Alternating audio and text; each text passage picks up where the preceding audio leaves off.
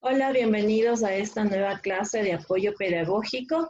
El día de hoy mi clase va dirigida para mis alumnos de décimo del Colegio Técnico Ecuador.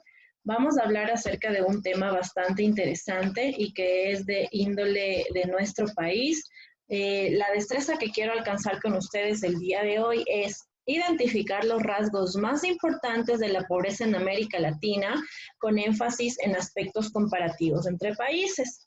Para poder alcanzar esta destreza, me voy a centrar en los siguientes temas: las implicaciones globales, Ecuador en el mundo y también inmiscuido en Latinoamérica, y el conflicto colombiano. Voy a adelantarles también un poquito del conflicto que tuvimos nosotros con Perú en 1941. Empezamos. Primero vamos a ver cuáles son las implicaciones globales que han tenido gran repercusión en nuestro país. Si nosotros nos situamos a lo largo del siglo XX, en Ecuador cada vez se ha insertado mucho más al mercado mundial. Es decir, Ecuador está siendo ya parte de tratados internacionales que nos permiten a nosotros tener un vínculo y una relación comercial. Esto beneficia a nuestra economía, por supuesto. Esto también ayuda a que nuestros productos sean llevados a otros lugares, especialmente, bueno, nuestra materia prima, y permite que nuestro país no quede del todo relegado. Grandes conflictos mundiales han tenido también repercusión en nuestro país. Vamos a ver cuáles son las guerras mundiales que impactaron la economía ecuatoriana. Habíamos con ustedes hablado ya acerca de la Primera y la Segunda Guerra Mundial y también de la Guerra Fría. Si nosotros nos centramos específicamente desde el proceso histórico de la conformación de la República del Ecuador, vamos a ver cómo desde la disolución de la Gran Colombia, recuerden que nosotros antes no éramos de Ecuador, pertenecíamos al gran proyecto de Simón Bolívar de la conformación de la Gran Colombia, donde estaban abarcados Ecuador, Colombia, Venezuela y Panamá. Por lo tanto, éramos una unidad totalmente regida por una normativa.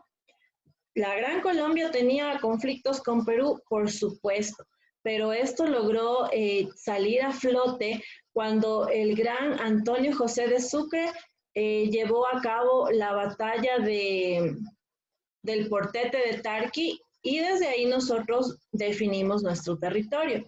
Pero ¿qué es lo que sucede? Cuando se disuelve la Gran Colombia, obviamente tendríamos que delimitar los territorios. Estos fueron nuestros inicios. Después tuvimos algunos conflictos. Una de las guerras más importantes se dio en 1941, cuando se dio el proceso a nivel mundial de la Segunda Guerra. Nos afectó a nosotros, por supuesto, porque nosotros vendíamos muchísima materia prima a Europa, y Europa, cuando entra en una recesión económica, entra en guerra, dejó de comprar nuestros productos. ¿Nos afectó? Sí, nos afectó. Y en la Guerra Fría también. ¿Por qué? Porque nuestro país se vio obligado a hacerse al capitalismo, a hacerse aliado de Estados Unidos, y de esta manera rompimos relaciones con la URSS y con los países comunistas. Ecuador en el mundo. ¿Cómo se ha enfrentado Ecuador a estos problemas y cuáles han sido los cambios que hemos venido sufriendo? Mire, por largos años en nuestro país estuvo situada la base de Manta. ¿Qué fue la base de Manta? La base de Manta fue una base militar, específicamente con militares estadounidenses, con indumentaria que venía de Norteamérica y que funcionaba en nuestro país. ¿En qué nos ayudaban ellos? Nos ayudaban muchísimo en la instalación de radares en la parte de la frontera, que evitaba que entre de manera excesiva o entre de manera masiva droga a nuestro país. Con la salida de la base militar de Manta, obviamente se fueron llevando su indumentaria. Esto se dio en el gobierno de Rafael Correa. Y es aquí cuando nosotros perdimos muchísimo control. Sabemos que Norteamérica tiene específicamente tecnología de punta. cuando rompemos relaciones con Estados Unidos por cuestiones de la deuda externa y pedimos que salga la base de Manta, tuvimos que recurrir a préstamos con China. Recuerde que somos países en vías de desarrollo y como somos países en vías de desarrollo, obviamente no podemos mantenernos solos, siempre vamos a estar dependiendo de otras potencias mundiales. Firmamos también nosotros tratados de libre comercio que nos permitieron a nosotros llevar y traer productos de manera libre de impuestos, con excesivos impuestos. Teníamos nosotros también políticas con Estados Unidos, donde Estados Unidos prácticamente nos ofrece y nos garantiza protección a los países latinoamericanos, que obviamente somos más vulnerables a sufrir cualquier tipo de conflicto que las potencias mundiales.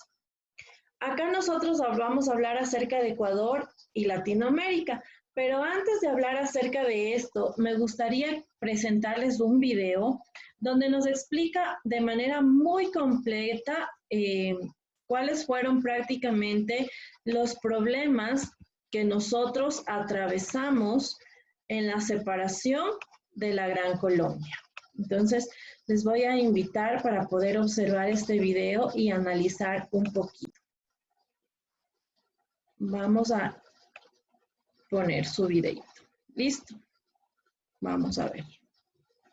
Atiendan. Ecuador es un pequeño país sudamericano y al igual que muchos en este continente ha perdido mucho territorio por consecuencia de conflictos limítrofes. Por este motivo, en la mayoría de las ocasiones se ha visto envuelto en guerras debido a estas problemáticas. Pero antes de topar este tema debemos definir el Ecuador del que hablaremos en un punto exacto en la línea del tiempo, pues al igual que cualquier país como región, atravesó por varios sucesos históricos que marcaron lo que hoy lo define como tal en el aspecto cultural, territorial y más. Los claros ejemplos son el Reino de Quito antes de la llegada inca, el Chinchansuyú durante el incanato, la Real Audiencia de Quito durante la colonia, el Ecuador como departamento tras la anexión a la Gran Colombia, el Ecuador producto de la unificación de los departamentos colombianos de Ecuador, Guayaquil y Azuay, y finalmente el Ecuador tras cada reducción territorial. En esta ocasión nos remontaremos a 1830 y hablaremos de este Ecuador, con los mismos límites con los que se separó de la Gran Colombia. ¿Qué acontecimientos hubiera llevado a que esta nación conserve dicho territorio hasta la actualidad? Acompáñame y lo averiguaremos juntos.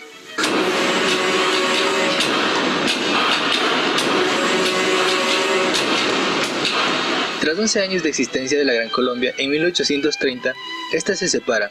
Inicialmente lo hace Venezuela, y después de enterarse de aquello, el Distrito Sur opta por seguir el mismo camino. Los departamentos sureños colombianos de Ecuador, conformado por las entonces provincias de Pichincha, Imbabura y Chimborazo, más Guayaquil, conformado por las provincias de Guayaquil y Manabí, y el distrito de Azuay, conformado por las entonces provincias de Cuenca, Loja, Jaén y Maynas. Deciden en Quito dar luz verde a la separación del sueño de Bolívar para fundar nuevamente el Estado de Ecuador. Después lo ratifican en la Asamblea Constituyente en la ciudad de Riobamba, nombrando al venezolano Juan José Flores como el primer presidente. Así nace la época republicana oficialmente del Ecuador. Lo que no tomaron en cuenta los nobles ecuatorianos con su iniciativa separatista es el problema que les causaría tener una carente delimitación territorial fundamentada con sus vecinos. Ya habían empezado los conflictos entre Perú y el sueño de Bolívar cuando este proyecto aún estaba en curso, culminando con una serie de enfrentamientos bélicos entre peruanos y gran colombianos por los territorios fronterizos. Esto finalizó con la victoria colombiana a cargo de Mariscal Sucre en el Portete de Tarqui, al sur del actual Ecuador en 1829. Un año después, Colombia firma el Tratado de Pedemonte Mosquera, el cual es producto de largas negociaciones entre ambos países. Este tratado deja la cabeza de la navegación del río Amazonas a Colombia y a Perú, que también comprometen no perjudicarse mutuamente en sus intereses territoriales en esta región, pero sí perjudicando a Ecuador, que aún formaba parte de la nación gran colombiana. Meses más tarde, Ecuador tomará su propio camino republicano, como ya lo habíamos mencionado anteriormente. Y en 1832, tras la guerra colombo-ecuatoriana, Ecuador cede los territorios de Pasto, Cauca, Popayán y Buenaventura. Es aquí en donde empieza nuestra historia alternativa. Ecuador se ve obligado a ceder en la guerra con Colombia por las revueltas en Guayaquil, en las que debe intervenir militarmente. A partir de aquí, todos los conflictos internos durarán hasta el año de 1835, con la destitución de Juan José Flores y finalizada la revolución denominada marxista. Ecuador sufrirá conspiraciones por parte de sus vecinos, pero vamos a suponer que la política ecuatoriana triunfó, junto con la diplomacia diplomacia, y que el Tratado Tovar-Río Branco en 1904 no es firmado y no perdería 60.000 kilómetros cuadrados ante Brasil. Posteriormente, tendría que hacer todo lo posible para evitar el Tratado Muñoz-Vernaza-Suárez en 1916, en el que evitaría perder 170.000 kilómetros cuadrados ante Colombia nuevamente. Llegado a este punto, sería casi imposible que Perú y Colombia hubieran firmado el Tratado Salomón-Lozano en secreto, en el que Ecuador perdería parte de su territorio nororiental. Luego vendría el Protocolo de Río de Janeiro, en el que pierde ante Perú más de la mitad del territorio que poseía hasta la época, aproximadamente 200.000 kilómetros cuadrados, el cual también sería poco probable de ser firmado sin su antecesor. Supondremos que si hasta este año Ecuador hubiera mantenido una posición firme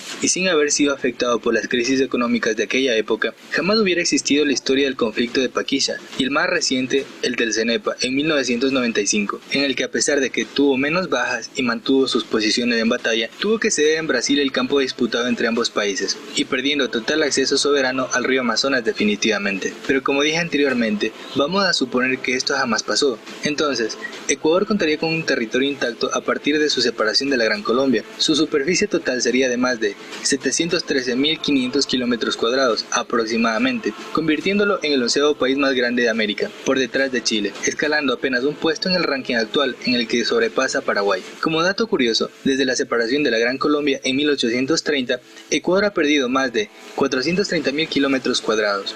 También perdió acceso al río Amazonas, pero definitivamente dejó de ser un país amazónico en 1995, tras la guerra del Cenepa con Perú, de la que posiblemente hablaré en otro video. Perdió también la potestad sobre Iquitos y alrededor de 11 reservas ecológicas amazónicas importantes en la actualidad. La economía de Ecuador con estos territorios también hubiera sufrido un ligero cambio. Su PIB sería alrededor de un 2.5% mayor al actual. En cuanto a la demografía, tendría un poco más de 1 millón de habitantes de los que tiene hasta el día de hoy. Hay muchos aspectos en los que este país sería muy diferente, pero al jamás de haber sido estudiado este tema profundamente, es difícil predecirlo. Lo que no es complicado de descifrar es que después de todos estos conflictos y a pesar de la pérdida de todos estos territorios, hoy ha alcanzado y goza de la paz con sus vecinos, con los que mantiene relaciones excelentes y coopera para combatir la delincuencia organizada y muchos aspectos más.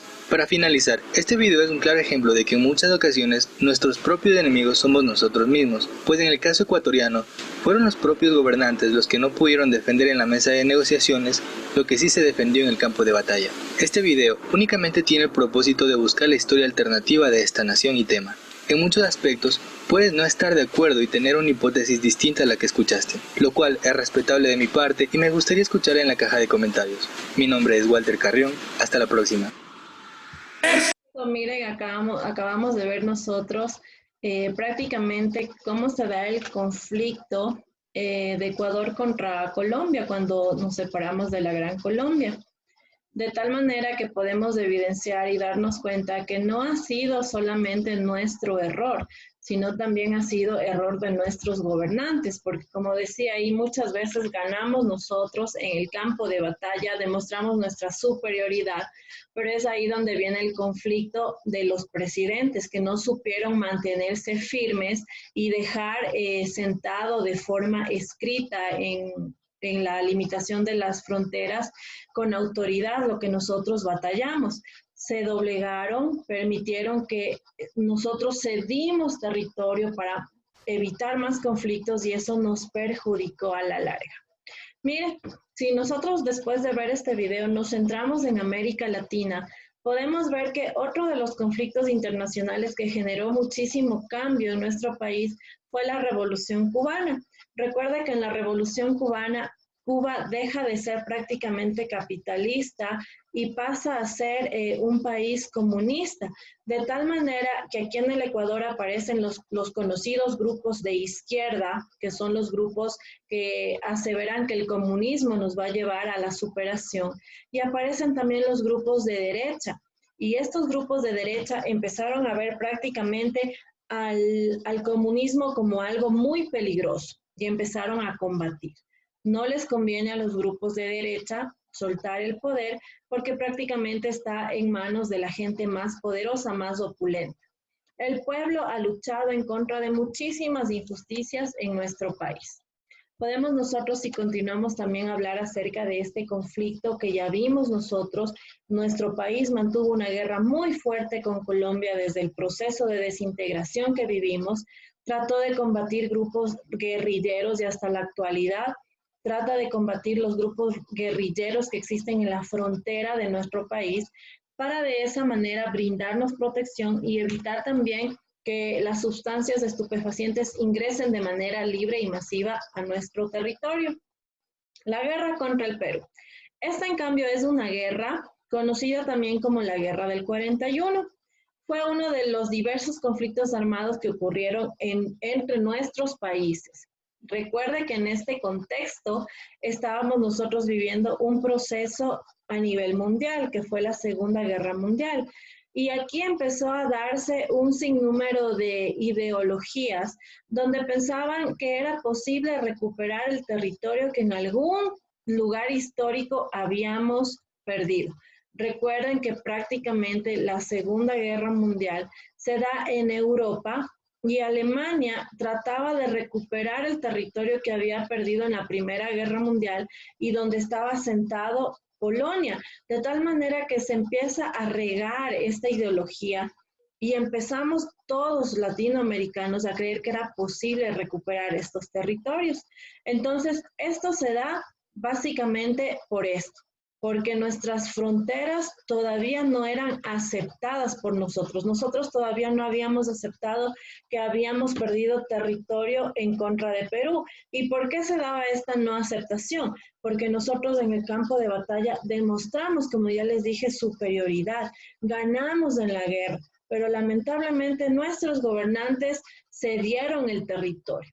Es justamente en este proceso de la guerra del 41, cuando nosotros logramos reunirnos y logramos unificarnos prácticamente todos los países latinoamericanos con la dirección de Estados Unidos, nos reunimos en Río de Janeiro y se firma lo que conocemos como el Protocolo de Paz y de Amistad de todos los límites de Río de Janeiro. Esto se da en 1942.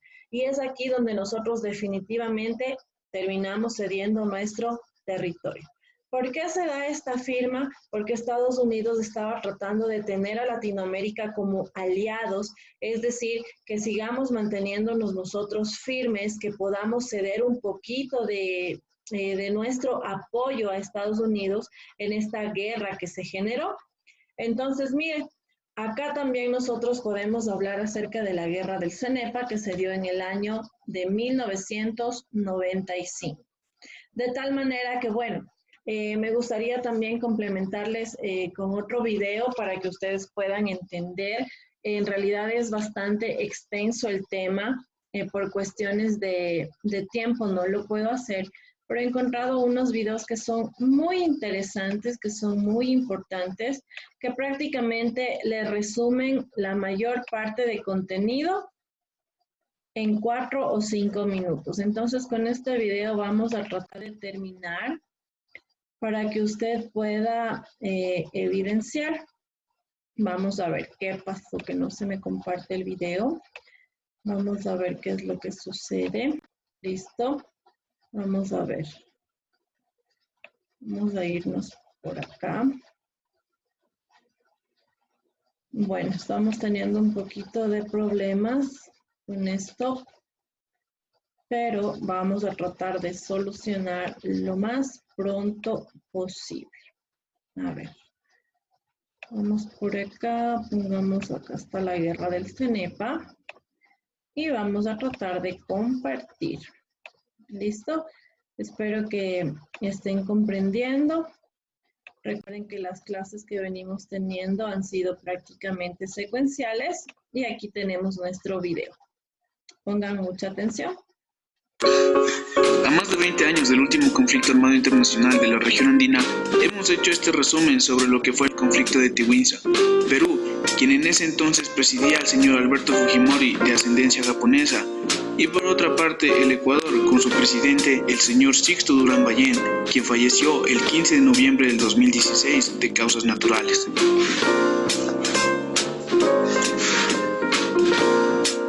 Este conflicto tiene un importante tinte político para el Perú, ya que su presidente, Alberto Fujimori, tenía una baja credibilidad y quería postularse para los comicios que se llevarían a cabo 4 meses después.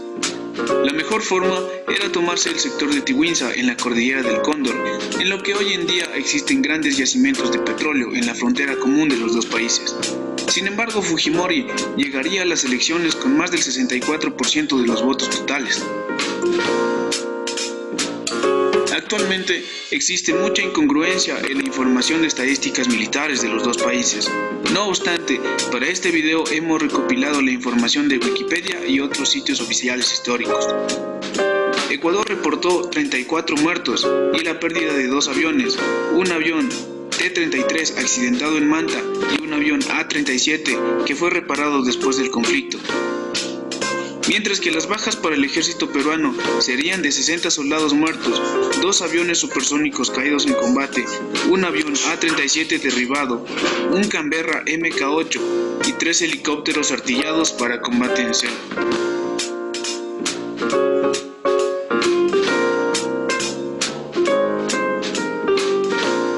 Sin embargo, otras cifras no oficiales de organizaciones no gubernamentales hablan de una cifra de más de 500 muertos en los dos países. Antecedentes. La guerra de 1941 estuvo marcada por el pleno desarrollo de la Segunda Guerra Mundial. Los territorios en conflicto fueron Tumbes, Zarumilla, Aguas Verdes y Huaquillas. Mientras que el conflicto del Falso Paquisha, en 1981, Perú denunciaba incursiones en su territorio, encontrando 3 destacamentos ecuatorianos cerca de la cordillera del Cóndor, en el sector de Paquisha. Desarrollo del conflicto. En diciembre de 1994, Perú advierte a Ecuador la presencia de patrullas militares en el sector de Tiwinsa. Para enero de 1995, los dos ejércitos empiezan a movilizar sus tropas hacia las líneas de frontera, mientras que fracasan los esfuerzos diplomáticos por encontrar la paz.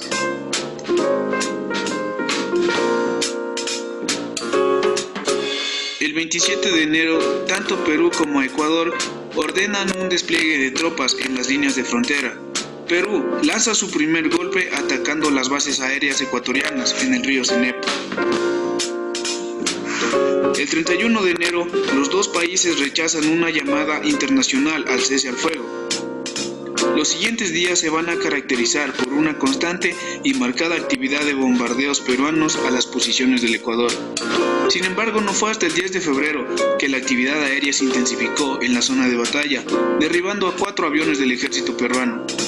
El 22 de febrero llegaría la fecha catalogada como Miércoles Negro por la prensa ecuatoriana, al producirse de forma traicionera un ataque a las bases ecuatorianas en medio de un cese al fuego bilateral, que dejaría un saldo de 14 víctimas mortales para el lado ecuatoriano. El 28 de febrero de 1995, tras una inmensa presión de los garantes, fundamentalmente de Estados Unidos, se logró que se respete el cese al fuego y se establezca una zona desmilitarizada. Y aunque hubo en el futuro incidentes, este sería el final del conflicto. Consecuencias económicas. A pesar de ser un conflicto corto, las pérdidas económicas ascienden a más de 700 millones de dólares para los dos países, lo que al 2018 vendrían a ser más de 1.200 millones. Fin del conflicto. El conflicto finalizó con el Tratado de Paz y Amistad de Brasilia el 26 de octubre del 98, en el cual se reconoce que Ecuador cede la mitad de su territorio al Perú, quedándose para Ecuador el kilómetro cuadrado de Tiwinsa. En la actualidad, los dos ejércitos, tanto ecuatorianos como peruanos, trabajan en operaciones de desminado humanitario conjunto en la frontera común, haciendo gala de la cooperación de los dos países.